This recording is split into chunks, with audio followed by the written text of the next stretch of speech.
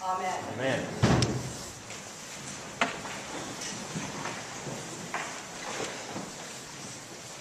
Good evening and Merry Christmas. Merry Christmas.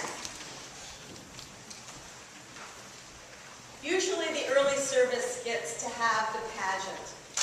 And I decided tonight that we'd do a little pageant together so you wouldn't miss all the fun.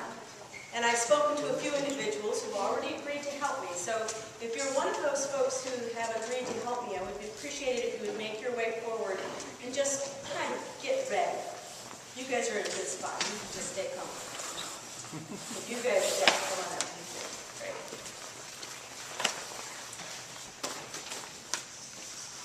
That's a good place to hang. I'll let you know when I need you. So we're all making a journey to Bethlehem tonight. We're all making our way toward the Christ child, trying to discern what this means for us.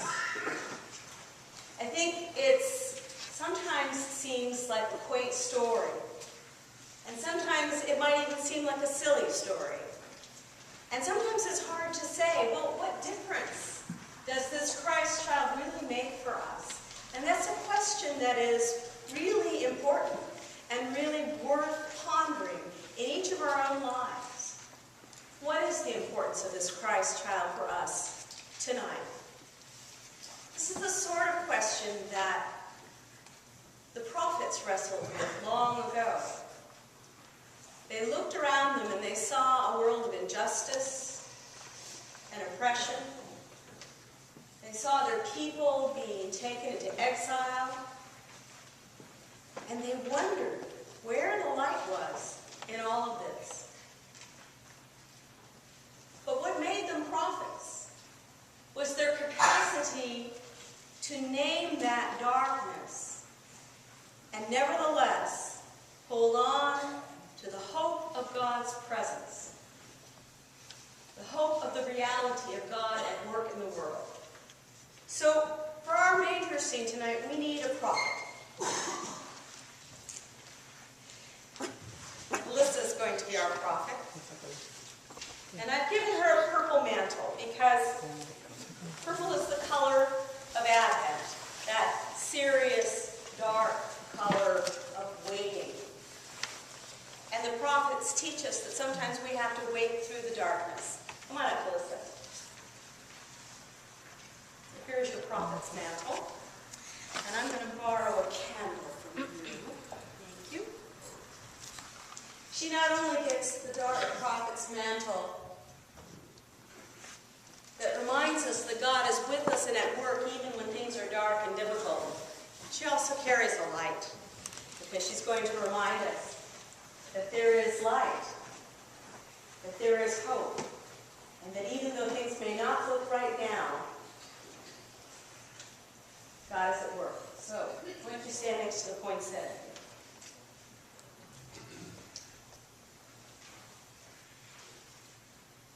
We're on a journey, as I said before, to Bethlehem, and not just the prophets, but we are too.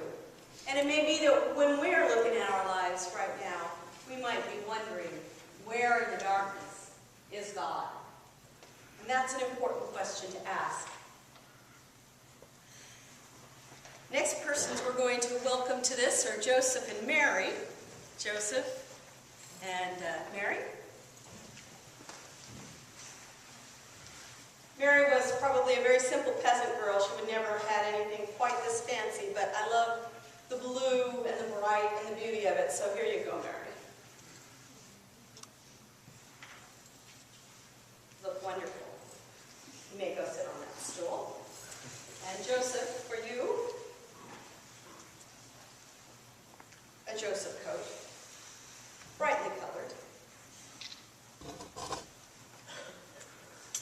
And you go stand next to Mary. And Mary, if you want to, you can hold your baby. Joseph and Mary had a long way to go to get to Bethlehem that night. They represent the Holy Family. And the Holy Family tell us that we are part of God's family. They remind us of a God who cares for us even when things are really rough, who gives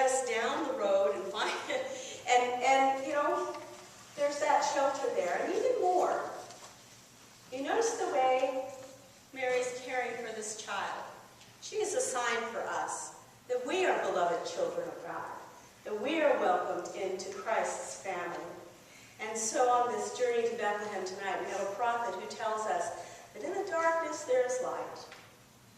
And we have a holy family that reminds us that we are God's holy children too, that we are all members of the family of God, and that compassion and unconditional love is ours.